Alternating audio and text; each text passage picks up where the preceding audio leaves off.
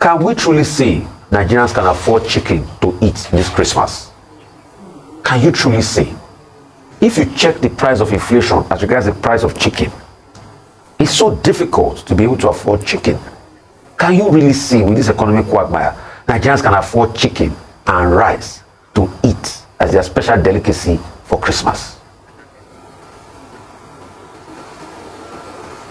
Good morning, Rufai. Morning, sir. Good morning, Dr. Ruby, and congratulations for your birthday. Thank you, thank you. And my sister, Vimbai, and your audience worldwide. To be honest with you, I'm concerned and worried for the hardship in the country, the hunger in the land, the poverty in the land. And it pains me that for over going to 4 decades now, the Nigerians are dangerously sliding towards multidimensional poverty. It started far back in '86. This is exactly the 38th year, and all we are looking for had not happened.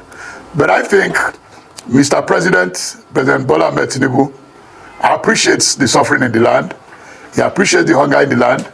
He has set the parameters in terms of undertaking some economic policies that require some bold and courageous decisions, like the fuel subsidy, the issue of the exchange rates, and it has reduced our debts.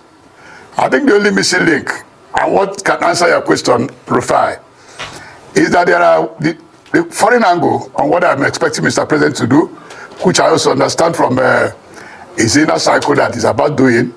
He had prepared the ground for the international community to know that we mean business by the policies he had adopted and the fiscal discipline that his regime had engaged in. I think he's in a position today, if he musters the courage, because we see President Obasanjo, we are persuading him, if he had prepared ground for the international community, go ahead and borrow hugely. It had been done all over the world. If Mr. President borrowed about $50 billion to attack our energy sector, both on the issue of fuel and the issue of electricity, our country will return to normal, and the Nigerians will breathe. Okay. That is the foreign angle. The domestic angle is that we still expect Mr. President to shake up the oil industry, because a lot of people have pointed at the oil mafia that have held the oil industry down. The GMD of NNPCL, yes, with the team they are doing very well, but their best is not the best to the Nigerian community. And we were told in primary physics that if there's no distance covered, no work done, they have not done any work. We are going back to about over 20 years, 10 years, we could not repair even one refinery to reduce the price of petrol and other derivatives. But I still expect Mr. President that if I'm in his position, I will go with the advisory of the Trade Union Congress that I can bring down the price of the PMS. Because in a barrel of oil, there are about 10 derivatives. The PMS comes first with about 20 gallons in the 42 gallons that makes a barrel. There's diesel, there's the fuel oil, lubricants, gas. He can make the money in gas and others because it's been discovered that the pump price affects every price in the country. The food inflation is basically because of the cost of the pump price. So if I'm in a position with Mr. Tinubu, I will take the bull by the horn. Out of the 10 derivatives, let us make profits in 9 and gain in 1. And also to reconsider the fact that Dangote had exploited the weakness and the failure of NNPC to repair his refinery, and had established one. We should pay attention to the Dangote refinery and go in sync with them. Before you go, I just want to, you said our debt has not gone down. In fact, our debt increased from 91 trillion to about 134 trillion now, as at the end of October 31st this year. So our debt has increased from 91 trillion to 134 trillion. We're borrowing like wildfire. I just wanted to clear that. Vimba? No, please, there's what we call the debt revenue ratio. No, that is debt service ratio you were trying to talk about. It was debt service ratio. All right. Yes, the self-service ratio had reduced Debt from service to 100 revenue to ratio. 60. Yeah, I 65. get that. But the debt itself has not reduced. The debt service is a major ratio. Refine the macroeconomics analysis. Debt service ratio is taken as a key point for you to be able to attract foreign direct investment.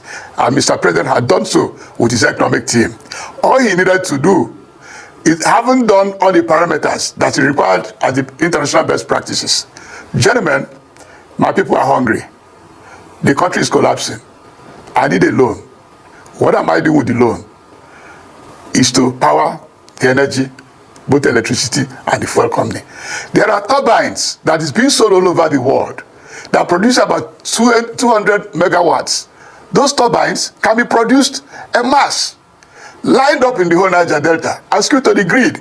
Within 1 year or two, we can achieve 3,000 megawatts to add to the 4 we have today. So the issue is not about taxing the people, it's about trying to innovate. And immediately, the international community have seen that you have done what Mr. President has done. You are no more leaving the people on the freebie. You tell them, the people cannot die, as Rufai said, that they must put food on their table. If you just that today is becoming difficult to have much time. Still in the interests of, the budget and what the government can do for the nation and the people, we know that the oil price is currently hovering at the early 70s price. $71 is what we're looking at this morning, which is well below our budget, our estimated figure for our working budget of $77.6. Are you seeing any concern or any activity, anything being put in place by this government to plan for the fact that the oil price is dipping and we are an oil producing nation that depends on oil? Are you seeing any positive body language that assumes that from the next budget cycle we have made alternative arrangements? Your question is very germane. Yes, but there's no government on earth that will come to the air and tell the citizenry the much he's spending on security. President Tinubu has spent deep and huge and continue to spend. So the security situation is improving both in the Niger Delta and the oil production will accordingly go with it. And luckily, the foreign direct investment we are getting today more is from the oil sector. Why is it so? Because they have seen the security of that region is better guaranteed than it used to be before. So there's a light at the end of the tunnel. But the only problem we have is how do we settle the people? So what are the facts saying that there's been an increase in investment into the oil sector? Because last I checked, there's more people pulling out and opting for markets like Angola. My sister, we are not saying they are not pulling out. But the point is that if Nigerian investors had been able, because of the environment created, to get access to funding, because immediately you have access to the funding, you have access to the expertise and the technology to do whatever those who have existed is doing. And that is what is going on. It might not mature in one day. It's like in agriculture. What Mr. President is doing in agriculture, you might not see it today, but in the next year, after the harvest, we will see much he has done in agriculture. But the point of the matter is that what I'm saying is that Mr. President needs to shake up the oil industry. He needs to also look to those who are hampering the electricity chain, the transmission apparatus, and others. And if there are discos that have failed, for God's sake, there is a line in the agreement we had with those he was privatized to, that if you do not do well, the Nigerian state will recover their assets. Because we have suffered enough on that. Okay. I just pray that he has the political will to do so. Mr. Kechuku, just before we go, another subject. Yesterday, the annual biennial conference of the Nigerian Guild of Editors started in Yenagoa, Bayelsa. And the Minister of Information representing the President was talking about the achievements of this administration. We started this program by interrogating some of the claims made on behalf of the President.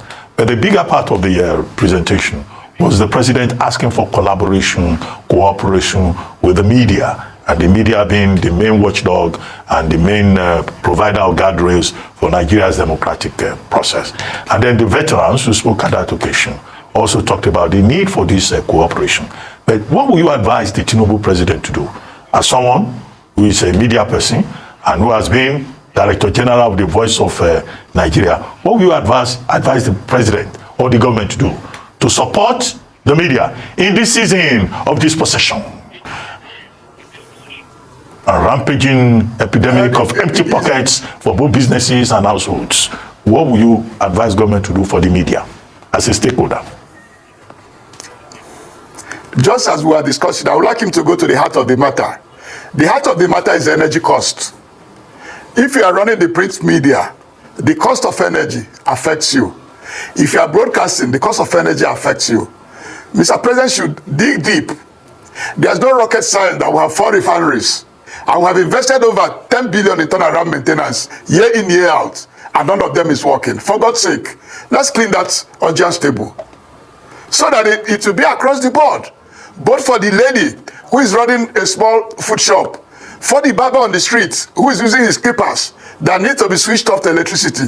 This is what we are suffering. The cost of the Joy Bogwe, one of the greatest supporters of President Tinubu, had cried out about the high tariff of electricity. Who are suffering it? Not only the media. How can somebody buy a copy of newspaper if you are not putting food on the table for the children? So it's across the board. Mr. President should attack it from the energy sector. And there's nothing wrong. He had done so well by getting the international community to agree that he means business. And that's what they have been looking for. You've removed the freebies the Nigerian people are enjoying. Then meet them on one-to-one. I say, please, this is it. You could do it yourself. Are you saying that the president should come up with a scheme to say, look, media houses should enjoy electricity free of charge, and that the federal government will take up the bills of media houses? Something concrete. This general talk is for everybody. I'm saying the media. No. Don't forget that the media gurus, they also suffer cost of diesel and electric and the PMS in the houses. I'm saying across the board, the reduction process had to be across the board. The media should be helped, but it's better not about palliatives.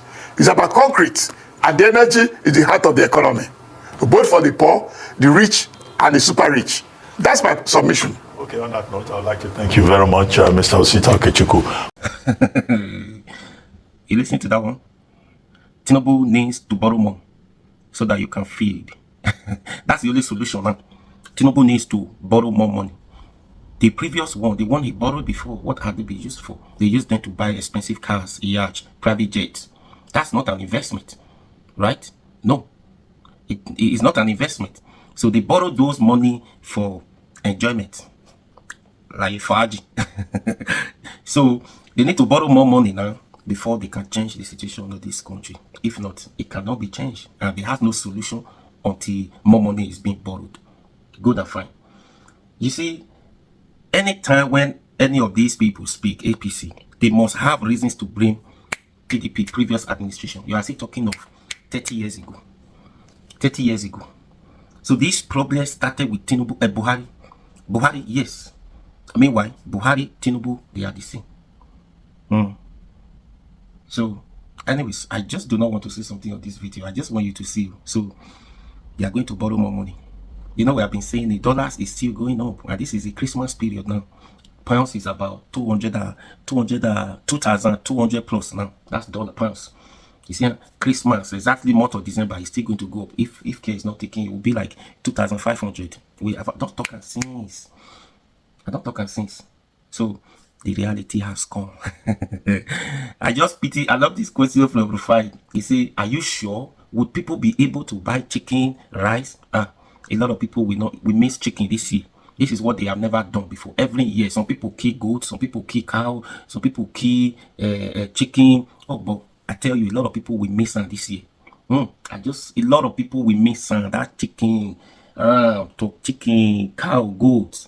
A lot of people will miss it this year. Sorry for those that will not be able to buy. This is reality. This is Tinubu's government. New government, new law. At least now, Tinubu say we can't continue to eat chicken and this thing every December. So he has to change it this time. Anyways, share this video, please.